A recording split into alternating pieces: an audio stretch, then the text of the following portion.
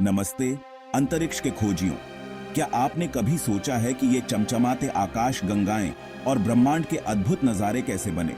कमर कस लीजिए, क्योंकि हम एक स्पेस जर्नी पर जा रहे हैं जहां हम बड़ी बड़ी स्ट्रक्चर्स की उत्पत्ति और विकास की कहानियों को जानेंगे। आकाश गंगाएं, क्लस्टर्स, डार्क मैटर और सुपरमैसिव ब्लैक होल्स के रहस्यों को समझने के लिए तैयार हैं? चलिए शुरू करते हैं। हमारी कहानी की शुरुआत होती है बिग बैंग के बाद के शुरुआती ब्रह्मांड से। सोचिए, एक गर्म और घना सूप कणों का।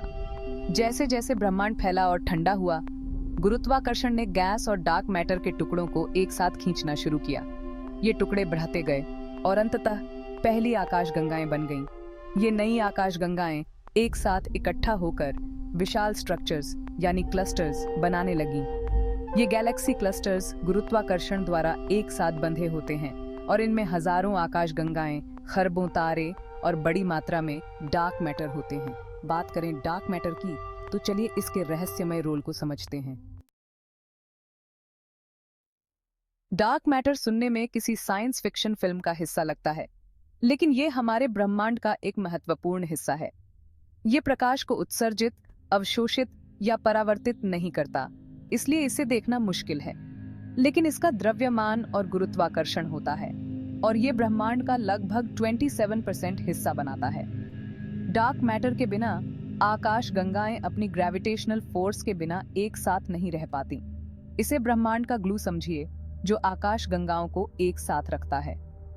यह आकाश गंगाओं और क्लस्टर्स की शुरुआती उत्पत्ति में भी महत्वपूर्ण भूमिका निभाता है, ब्रह्मांड की स्ट्रक्चर को आकार देता है। आकाश गंगाएं सिर्फ स्थिर द्वीप नहीं हैं, वे आपस में टकराती हैं, विलीन होती हैं और शानदार ब्रह्मांडीय नृत्य करती हैं। ये गैलेक्सी मर्जर्स उनके विकास का एक प्रमुख हिस्सा है।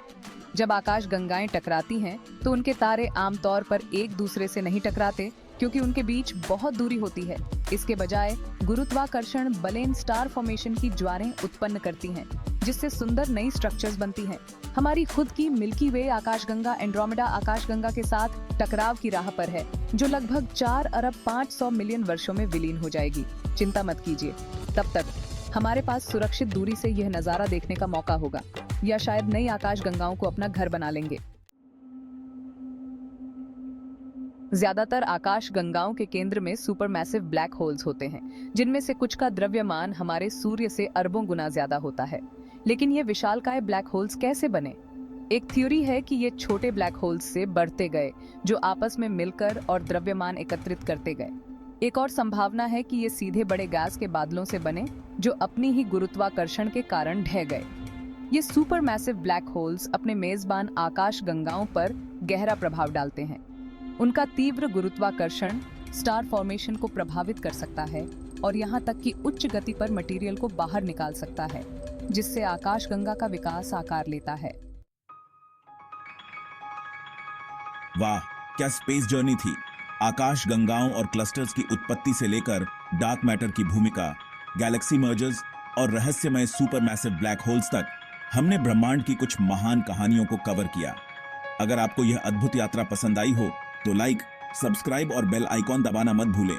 और याद रखें, जिज्ञासु बने रहें और अन्वेषण करते रहें। अगले समय तक अंतरिक्ष के खोजियों।